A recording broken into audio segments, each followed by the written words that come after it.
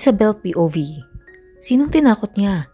Hindi niya ako papansinin, di wag. Ako pa ba? Kung ayaw niya akong kausapin, bahala siya sa buhay niya. Hindi man lang niya ako binigyan ng pagkakataon na makapagsalita at makapagpaliwanag. Ano akala niya? Siya lang ang may karapatang magalit? Simula nang malaman niyang nagpipils ako, hindi niya na ako kinausap pa. Dumarating siya sa bahay kapag inakala niyang tulog na ako. Pero lingid sa kanyang kaalaman ay hinihintay ko siya. Kahit man lang doon ay magampanan ko ang pagiging may bahay niya.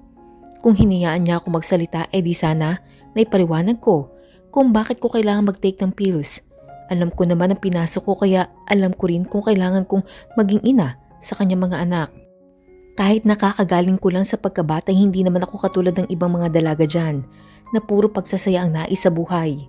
Alam ko kung paano gumampan sa tungkulin at responsibilidad. Sabihin na nating hindi niya alam ang side ko na yon. Dahil nga basta na lang kami naging mag-asawa. Pero siya, hindi ba dapat mas alam niya ang dapat gawin at maunawaan ako since mas matanda siya sa akin? Hindi naman ako nagpapakabibi sa kanya. Ang nais ko lang naman ay kahit na konting konsiderasyon. Bago ko palang dapat matatamasa ang kalayaang pinaplano ko. Pero siya, matagal nang nagawa at nagagawa ang mga bagay na gusto niyang gawin. Kaya bahala siya kung ganitong paraan ang gusto niya maging takbo ng pagsasama namin. Kanina'y sobrang aga niyang umalis. Magpapaalam sana ako na lalabas dahil magsisimula na magtrabaho ang aking mga kaibigan. Kaya naman gusto ng mga ito na magkasayahan kami bago yun. Gusto din nila na sa bahay namin ito ganapin, kaya lang nagdahilan na lamang ako. Ayokong malaman nila na may hindi kami pagkakaunawaan at baka magatungan pa nila ako. O di kaya naman, masabihan pa akong wala sa lugar ang pagtatampo. O kaya naman, kasalanan ko din dahil nga sa pagtitake ko ng pills. Daniel, lalabas ako at makikipagkita sa mga kaibigan ko. 8:00 na ng umaga. Para sa iba ay maaga pa yun para mag-happy-happy, pero dahil sa bahay ni na Glenda kami magpupunta, ay tamang-tama lang ang oras na yun dahil dadan pa ako sa mall para bumili ng regalo para sa kanila. Pasensya na po, Ma'am Isabel, sabi niya. Bilin po kasi ni boss na huwag ko kayong ipagdadrive kapag nagyaya po kayo. Ang dagdag pa niyang sabi. Hinayupak talagang lalaking yun. Talaga namang nakakagigil. Pero pwede ko po kayong ihatid hanggang labasan para hindi po kayo mahirapang makasakay. Ang dagdag pa nito na ikinatuwa ko naman. Sige, maraming salamat. Ang tugon ko, tapos sumakay na ako sa sasakyan at gaya ng sinabi niya ay hanggang sa gate lang niya ako inihatid. Ingat po kayo, ma'am. Sabi pa nito bago tuluyang umalis pabalik sa mansyon. Medyo may kakuruputan ako at kahit na maliit lang na halaga ay pinanghihinayangan kong gastusin. Kaya naman mas gusto ko mag-commute kaysa mag-grab na kung hindi doble ay triple pa ang halaga kapag nag-jeep. Lumakad ako ng konti para mas madali ko makita ang parating na jeep, tapos napansin ko mabilis na paparating na sasakyan. Ang akala ko sasagasaan ako, kaya naman mabilis akong umiwas. Pero bigla na lang itong huminto sa harapan ko at lumabas ang isang lalaki, pagkatapos ay pinilit akong isakay. Kinabahan ako at natakot dahil sa mga puting van na napapabalita na nangunguhan ng mga bata, kaya lang anak ng teteng hindi naman ako bata. Saan niyo ako dadalhin? Anong kailangan niyo sa akin? Sino kayo? Ang sunod-sunod kong tanong. Tapos narinig ko ang pagtawa ng isang babae na siya palang nagmamaneho. At ganun na lang ang pagkagulat ko nang mapagsino ito. Alexa? Ang sabi ko na kinatigil ng pagtawa niya. Anastasia at hindi Alexa ang pangalan ko. Ang galit niyang sabi. Gusto ko sana matawa dahil talagang naisipan niya yun, kaya lang hindi nakakatawa na pwersahan nila akong kinuha at isinakay sa sasakyan nila. Kung si Albert man na nagputo sa'yo nito, sabihin mo sa kanya na itigil niya itong kalokohan niya. Ang sabi ko. Ang damuhong yun, ganitong paraan pa ang ginamit para takutin ako. Narinig kong tumawa si Anastasia. Kasalanan mo kung bakit niya ako tinanggal sa trabaho, kaya naman pagbabayaran kita ng mahal. Ang sabi niya na ikinalito ko. Wala akong matanda ang ginawa ko para maghiganti siya. Hindi ba't siya ang nagsinungaling noong unang araw na nagkita kami?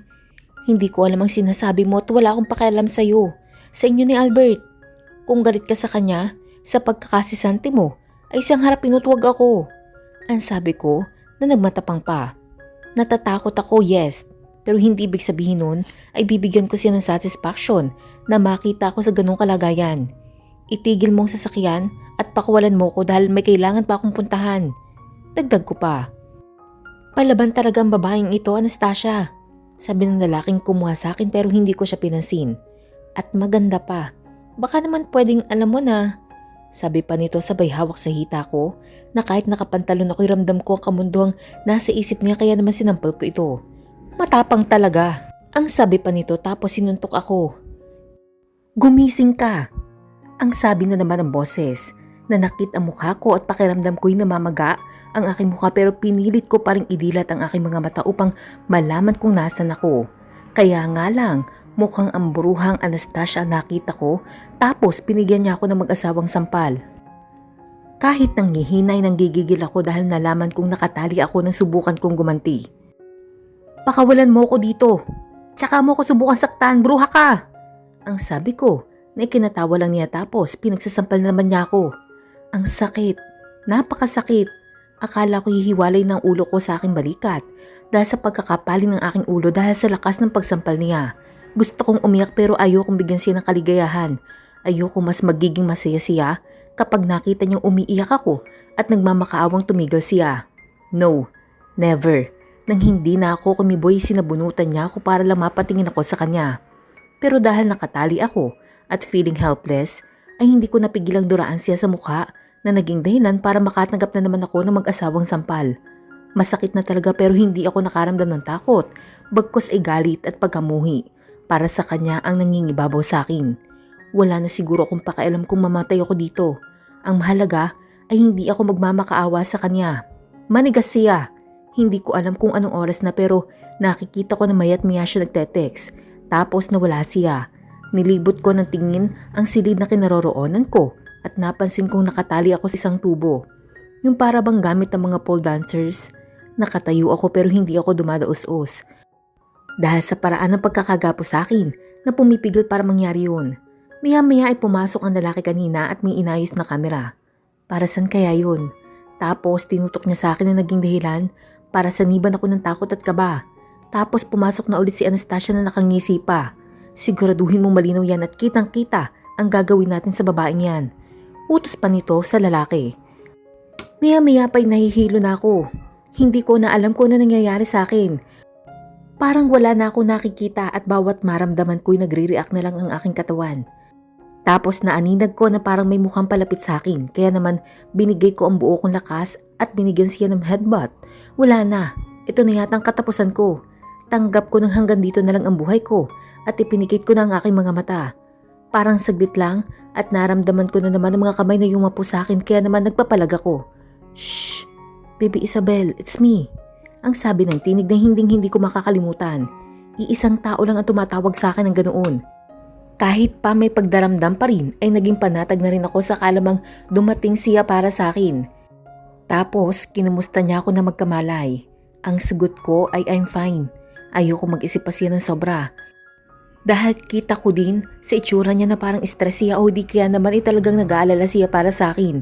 Hindi naman niya din ako pinilit na tanungin pa ng kung ano-ano. Pero binanggit niya na lilipat ako ng ospital sa Manila. Kaya naman nalaman kong nasa Batangas pala kami. Sa kasunod na araw ay bumalik na nga kami sa Manila tapos ay may 1 linggo pa akong namalagi sa ospital bago umuwi sa mansyon. Ang mga kaibigan ko ang aking mga naging regular na bisita. Dahil sa nangyari ay pinili nila magsimula sa pagtatrabaho kapag nakalabas na ako ng ospital. Nahiya tuloy ako sa kanila na mabilis naman nilang sinita. Ayaw nila na isipin kong naging hadlang ako sa mga gawain nila at laking pasalamat ko na sila naging kaibigan ko. Welcome home. Ang sabi ni Albert pagkapasok sa aming silid at hindi ko alam kung totoo ba o hindi pero kita ko sa mukha niya ang guilt. Bakit kaya? Isabel POV. Base sa naaalala ko bago ko tuluyang mawala ng malay ay narinig ko ang tinig ni Albert. Idinilat ko ang aking mga mata at naaninag ko ang kanyang mukha since nanlalabo na talaga ang paningin ko. Hindi ako umasa na makikita ko siya o paglalaanan niya ng panahon na iligtas ako dahil narinig ko naman na parang hindi nga siya interesado at wala siyang pakialam. Pero na magising ako sa ospital na mukha niya nakita ko ay kakaibang ligaya nga nadarama ko lalo na makita ko ang pag-alala sa kanyang mukha kahit na sandali lamang. Nahiya na rin ako sa kanya kaya simpleng mga sagot lamang ang ibinigay ko sa tuwing may tinatanong siya. Sa buong panahon ko na pag-i-stay sa ospital ay lagi siyang nakaalalay sa akin. Parang ang hindi na siya pumapasok sa opisina niya dahil siya ang nakikita ko bago ako matulog, ganun din sa aking pagising. Good morning, do you want anything? Ang tanong niya nang magising ako. Nakauwi na kami sa bahay kahapon pa at pahinga lang din ang ginagawa ko maghapon. Ngayon paggising ko siya naman ang una kong nakita. Napakaseryoso nga lang na mukha niya kaya nag-aalala ako na baka nakakaabala na ako sa kanya kaya naman nothing. I can take care of myself. Ang sagot ko na ikinadilim na naman ang mukha niya. Mali na naman yata ang sagot ko. Hay nako, masisira na ako ng ulo sa asawa ko dahil talagang sala sa init at sala sa lamig ito. I am asking you so you better answer. I didn't want you to get sick. Sabi niya na akala mo'y tatay ko. Sa totoo lang, hindi ko alam kung paano ko siya papakisamahan. Kung naiba-iba lang siya, ay malamang iniwan ko na siya. Kaya nga lang, asawa ko na siya at wala akong magagawa doon kung hindi ang pagtiyagaan siya. I am just worried. Don't think too much, so just tell me whatever you want. Ang dagdag pa niya. So ayun, worried nga lang siya and nothing else. Hay nako, mukhang may iba pang gustong marinig ang puso ko. Nakakainis naman. Ganito pang tinatakbo ng utak ko. Samantalang muntik na akong mawala sa mundong ito. At hindi ko maiwasang mapangiwi na maalala kong lalaking yun at ang time na hinalikan niya ako. Ew, kaderder talaga. What's wrong? May masakit pa ba sa'yo? Ang nag-aalalang tanong ng aking asawa.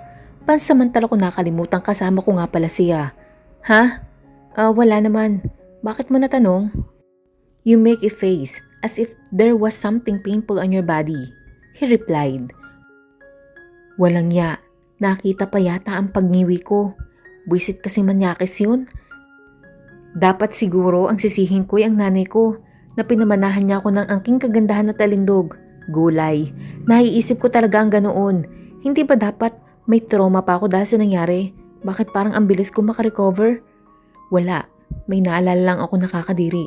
Ang sagot ko, dahil sa itsura ng mukha niya ay halatang naghihintay siya ng sagot. I'll go and ask the kitchen to cook something for you. Sabi niya tapos, tumango na ako at saka siya lumabas ng aming silid. Nakahinga ako na maluwag ng tuluyan na siyang mawala sa paningin ko. Hindi ko alam kung talaga bang concern siya sa akin o ano. Hindi naman kasi din siya nagsasalita at nahihiya naman ako magtanong. Baka isipin pa niya na nahulog na loob ko sa kanya. Kung halimbawa nga ganoon. Ay naku po, Diyos ko Lord, nakakatakot. Dahil baka ma-broken hearted lang ako. Teka, bakit ako natatakot? Asawa ko na siya. Kasiguraduhan na ba iyon? Nitong linggong ito ay puro pag-aaruga ang naramdaman ko mula sa kanya. Kahit na madalas ko siya makitang nakasimangot, kapag naman kausap niya ako ay parang maayos naman siya magsalita dahil doon ay madalas akong mapatingin sa kanya lalo na kapag nagising ako at makita kong natutulog siya. Grabe na ito.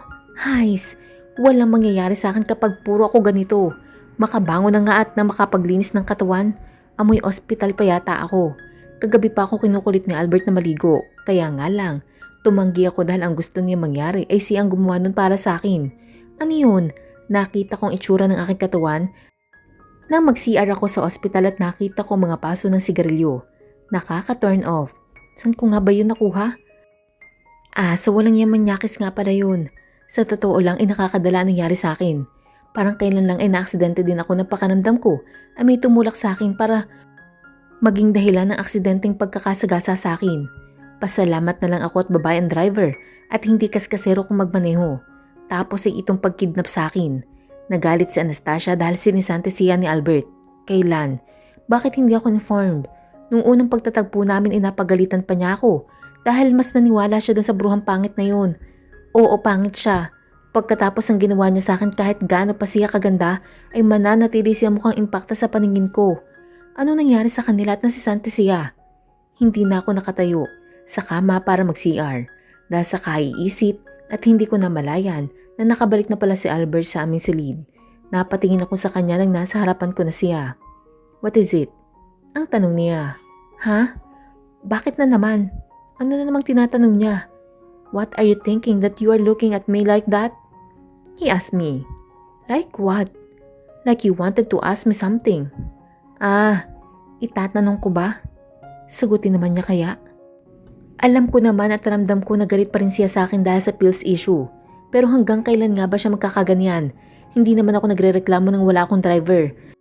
Sanay naman ako doon at mas maigi sa akin ang ganoon dahil maaari ko na magawa ang lahat ng gusto kong gawin. Kaya nga lamang, pagkatapos na nangyari parang nakakatakot na mag-isa.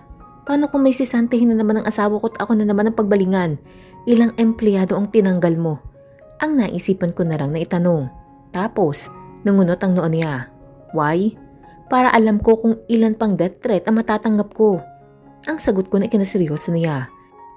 Tahimik lang siya at kaysa naman masakal na naman niya ako ay sinabi ko na lang, joke lang. Tapos nag-peace sign na pa ako para naman hindi niya talaga seryosohin ang nasabi ko. That will never happen again to you. Ang sabi niya na seryoso pa din ang mukha. Napatda ako dahil hindi iyon ang inaasahan kong isasagot niya. Mukha siyang guilty. Wait, hindi kaya yun talaga nararamdaman niya? Hindi, malabong mangyari yun. Tapos napailing na lang ako dahil sa tinatakbo ng isip ko. I promise. Dagdag pa niya na lalong ikinawindang ko. Shit. Tatsulok na ba ang hugis na Mother Earth ngayon? You don't need to say that. Ang sabi ko baka kasi kaiisip ko sa kanya ay kung ano-ano na ang naririnig ko. I insist. You are my wife and I shouldn't let anything happen to you because of my recklessness. Nanlaki ang mata ko. Hindi ko inaasahan na sasabihin niya yun. Did I hear you right? I might spread my legs for you voluntarily if it's true kahit na sobrang sakit pa ng buong katawan ko. Ang nasabi ko na wala sa oras. Tapos natuptop ko ang aking bibig at pagtingin ko sa kanya nakatingin siya sa akin.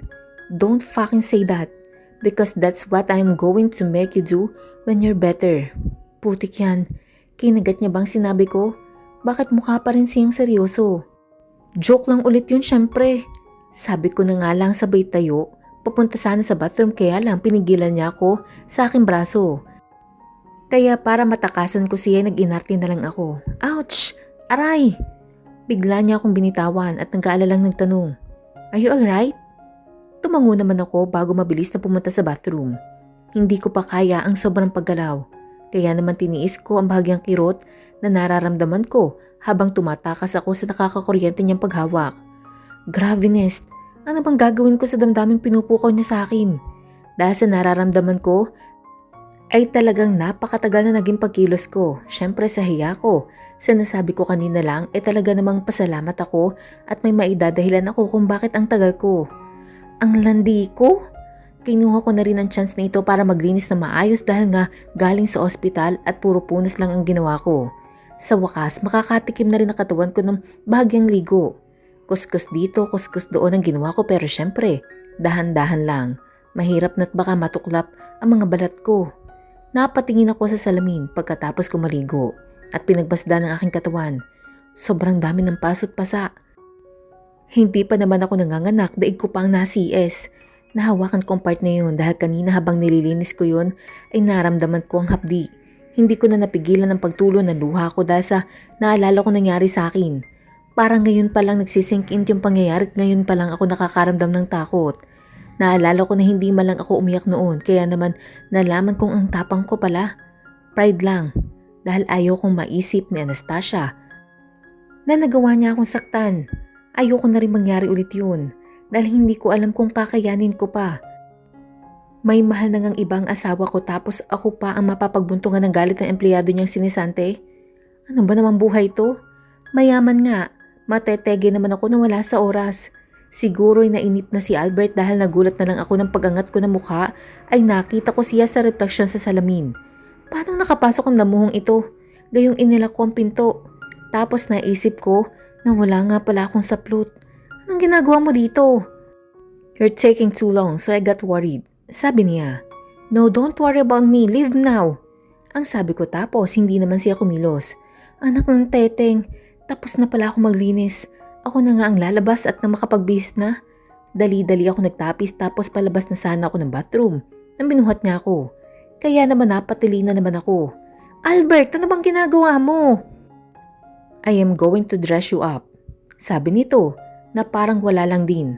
Ano ba namang tao ito? Wala namang kaimo-emosyon. Wala na nga akong saplot sa harap niya pero hindi man lang nagnasa. Ang pangit na yata ng katawan ko. Nakarating kami sa walk-in closet. Kinuha niya ako ng cotton na t-shirt niya. Tapos binihisan niya ako. "This is not mine." Ang nasabi ko. "It's yours." Sabi niya. "No, this is yours." Ang sagot ko din. "Whatever mine is yours." Sabi niya. Natulala na naman ako. Kung naging video content ko lang ang sitwasyon namin, i-edit ko at lalagyan ko ng batang nagsabi ng, "We, di nga. Gusto kong kiligin. Pwede ba?" No, hindi pwede, kailangan kong pigilan. Isip-isip din. Dahil hindi dapat puro puso ang pinapairal. Kahit asawa ko siya, dapat. Huwag akong magpabola. Baka mamaya ay ako na naman palang ibabalad niya sa kanyon. Whatever is it that is running on your head, why don't you try to say it to me? Bigla niyang sabi. Nababasa ba niyang naiisip ko? Grabe naman talaga yung lalaking to. Ganyan ba talaga kapag tumatanda kung ano-anong hinihinala? Wala naman akong iniisip ngayon eh. Blanko nga ang utak ko. Sabi ko kunwari. Syempre kunwari lang yun. Ano ako, bali. Magpapahuli sa kanya. It's written all over your face. You can't deny that you are blaming me for what has happened to you. Sabi niya, anak ng 7 palaka. Yun pa talaga naiisip niya. Sa dinami-dami na naiisip ko na iisang ibig sabihin kundi ang pagkalutang sa mga nakakakilig na banat niya, ayun pa talagang sinisisi ko siya. Ay, Diyos ko Lord, kailan kaya magkakaroon ng pakiramdam ang gurang na to? Isabel POB. Mabilis na lumipas sa mga araw at napansin ko na madalas ang nasa bahay si Albert. Oo nga't pumapasok ito sa opisina, ngunit hindi na kagaya ng dati. Naisip ko tuloy na baka binabantayan niya ako. Bakit naman? Nasa bahay lang naman ako maghapon naglalaro. Naiinggit na din ako sa mga kaibigan ko ng mga nagsisitrabaho na sa kanilang mga kumpanya. Gusto ko din sana kaya lang, papayag kaya ang asawa ko na kung umakto ay daig pa ang tatay ko sa sobrang higpit. Tapos parang nadagdagan pa ang mga tao sa mansyon na akala mo may pinaghahanda ang gera. Ngayon totally ay healed na ang aking mga sugat ay mas lalo kong gusto makalabas na ng bahay. Nabuburo ng kagandahan ko. At si Albert na lang ng si Albert at ang mga tauhan niya nakikita ko. Hindi naman sa nagre-reklamo ko pero parang gano'n na nga. Kahit gaano pa kagwapo at kaganda sa paningin ng asawa ko, alam ko naman no effect sa kanya ang animalistic appeal ko. Ay wala din. Natandaan ko nga yung sinabi niya nung nakaraan. Nang mawala ako sa sarili at hayagan kong nasabi na handa akong ibukang aking legs. Sabi niya yun din ang ipapagawa niya sa akin na hanggang ngayon ay wala naman siyang sinasabi. Hindi naman din sa naaatat ako pero bilang babae, gusto ko syempre na na-appreciate ng asawa ko yung appearance ko. Paano kung kaya pala parang wala siyang pakisarindog ko ay dahil may ibang anindog na siyang kinahuhumalingan. OMG, wag naman sana. Isabel. Nagulat na lang ako at napaigtad at bigla na naman akong tinawag ng gwapong-gwapo kong asawa. You're always out of yourself. What really is going on with you? You have been acting like that lately. Sobrang na kasi ang pagkamanhid mo. Gusto kong isigaw sa kanya. Kung hindi lang isinalang-alang ko din ang pride ko, ay nako, nahila ko na siya sa kwarto. Tell me, whatever it is that's bothering you. Dagdag pa niya. Sa totoo lang ay gusto kong nag-uusap kami dahil ang sarap sa tainga ng tunog ng boses niya. Slang na English niya, lalo na ang Tagalog. Sa pagkakaalam ko'y dito naman siya pinanganak so ibig sabihin madalas siya sa Italy kaya hindi siya nasanay sa Tagalog.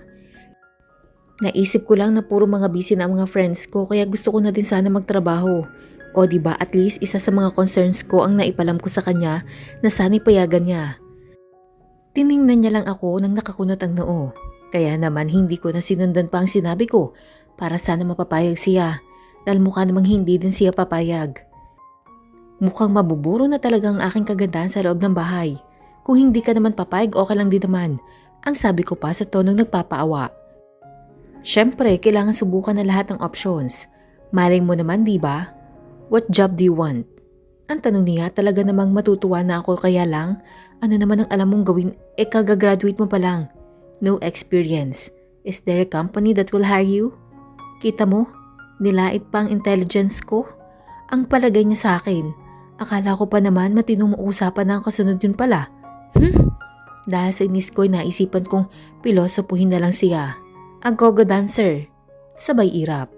Hindi naman sa pagmamayabang pero may utak naman ako at naniniwala ako na kahit wala akong experience sa trabahong gusto ko, ay magagawa ko pa rin na maayos ito. Okay, let's go.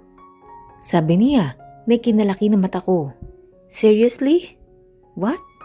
Are you backing out? You will be starting now in our room. Why don't you try to add extra service? Pero ako lang ang customer mo. Huwag kang mag-alala dahil bibigyan naman kita ng tip if you do well. Tugtong pa niya. Albert! Ang naiinis ko nang sabi. You started it. I am asking you a question and you choose to answer that. Ang sagot naman nito. Paanong hindi? Parang ang tingin mo sa akin walang alam. Kahit kakagraduate ko lang, hindi ibig sabihin na hindi ako matututo. Tsaka tatanggapin ako ng company nila Glenda.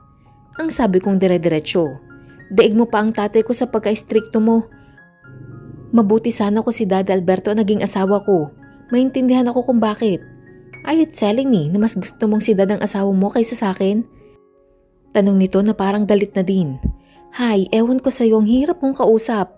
Kung ayaw mo kong pagtrabahuhin, eh di wag. Sabi ko na lang.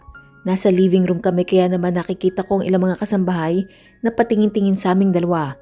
Wala na akong pakialam kung makita nila kahit nagsasagutan. Kilala naman nila ang amo nila na akala mo kung sino. Diyan ka na nga. Ang sabi ko, tatayo na sana ako pero hinila niya ako palapit sa kanya.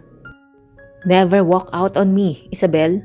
Sabi niya at naaamoy kong hininga niya dahil sobrang lapit na mukha namin sa isa't isa. Hindi ko mapigilan ang kiligin. Yapos niya ako habang ang braso ko ay nasa ibabaw ng tiyan niya tapos gustong gusto ko ng pisilin at nakakapako ang abs niya. Napalunok tuloy ako nang wala sa oras. Paano kaya kung bumaba na kaunti ang kamay ko? Ay shit! Ang landi ko talaga. You look like you wanted me to bring you to our bedroom, Baby Isabel. Ang sabi niya. Lalo tuloy ako napalunok at sunod-sunod pa. Bakit kaya niyang gawin sa akin ang ganito tapos kapag ako ay waipek? I want to apply at Glenda's company. Ang sabi ko na para ma-divert ang makamundo kong pag-iisip. Why there? We already talked about it before and agreed that we will be working together. Ang sabi ko naman, syempre, alam mo naman kapag magkakaibigan, ganyan talaga. Kung saan ang isa, doon din ang isa. Susunod at susunod talaga para lang magkasama-sama. Why not work in my company instead? Ang tanong niya ulit. Hindi ako makasagot kasi hindi ko rin alam ang isasagot ko. Ayaw mo? Tanong niya ulit pero umiling ako ng sunod-sunod. Ayaw kong isipin niya na ayaw ko talaga. Medyo lang at may maganda naman akong dahilan para doon. Then, what is it? Will you let your employee know that I am your wife? Tanong ko naman. Nakakailang pumasok sa opisina na alam ng mga coworkers ko na asawa niya ako. Pero sa kaibuturan ng aking puso'y gusto kong sabihin niyang oo. Kaya nga lang hindi iyon ang isinagot niya. None of them knew that I was married. I see. Sagot ko naman. Nakaka-disappoint pero okay na lang siguro yun. But I wanted to do the normal application and hiring process. I can just appoint you. No, I didn't want them to think that you're favoring someone. You're my wife. They didn't know that.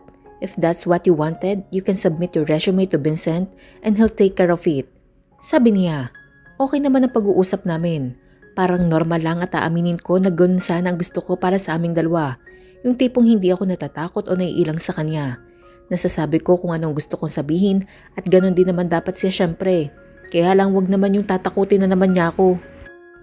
Bert, tawag ko sa kanya tapos nangunot ang noon niya. Wala lang, tinatry ko lang na tawagin ka kung paano ka tawagin ng iba.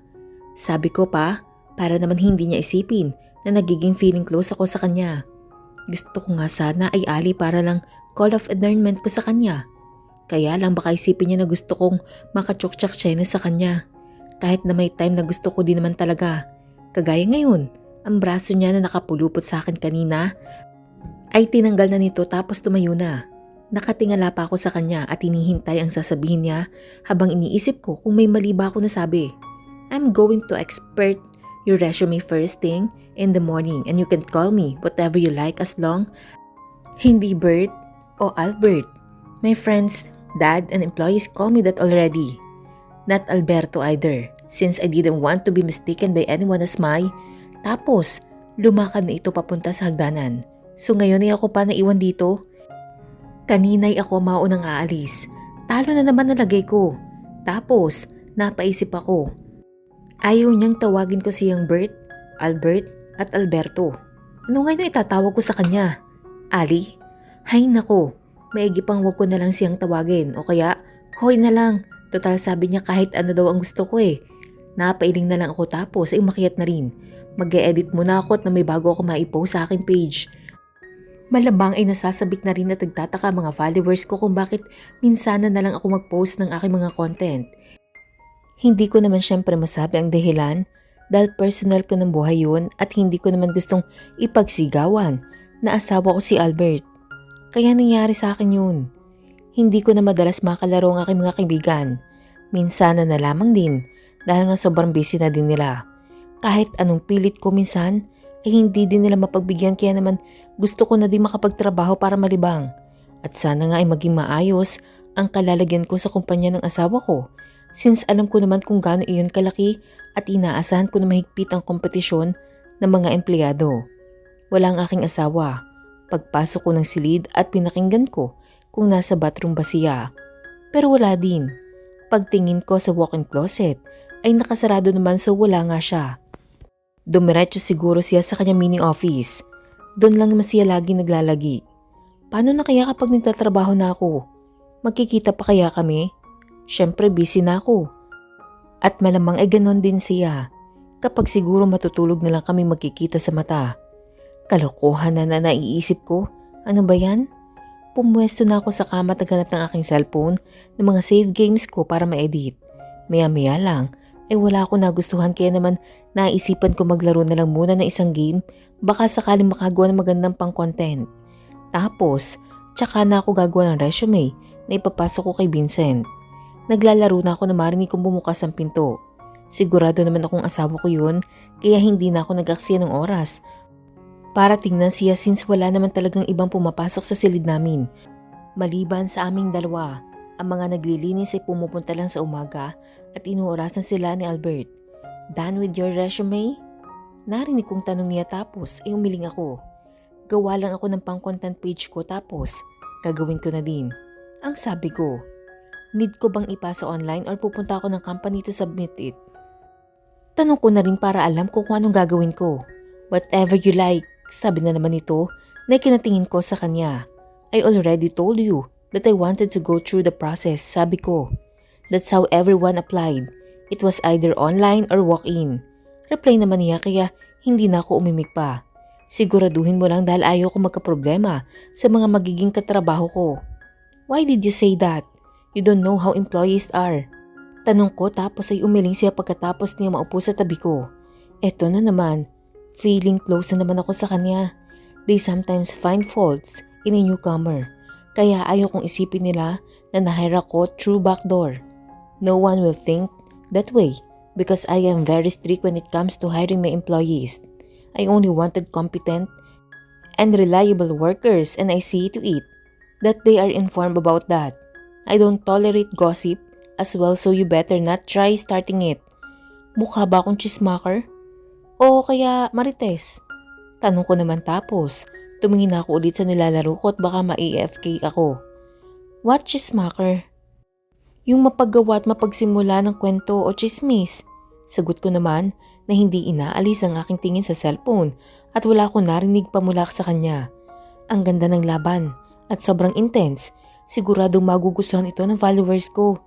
Tatayo na sana ako para kunin ang laptop at magsimula na mag-edit na makita kong nakapikit si Albert at hindi ko napigilang pagmasdan siya. Titig na titig ako sa kanya at huli na para umiwas ng tingin. Do you want to be an agogo dancer instead and have an extra service? Tanong pa nito, sabay kabig sa akin at halik. Finally, natikman ko na naman ang mga labi niya. Muli po, sabay-sabay po nating abangan ang susunod na kabanata. Maraming salamat po.